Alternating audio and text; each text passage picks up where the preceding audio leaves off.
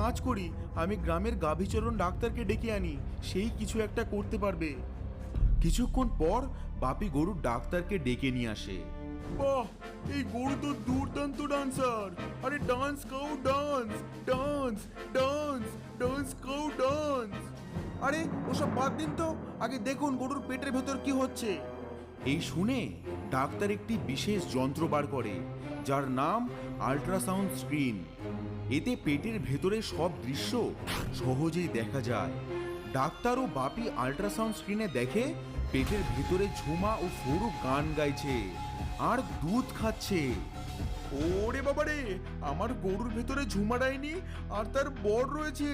হায় হায়, এ কি কাণ্ড আমার! এই জন্য আমি রোজ দুধ কম পাচ্ছি। ডাক্তারবাবু কিছু একটা করুন।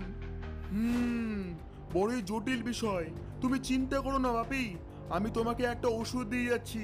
গরুকে জলের সাথে মিশিয়ে খাইয়ে দাও, আধ ঘন্টার মধ্যে পেট থেকে সব পরিষ্কার হয়ে বেরিয়ে আসবে।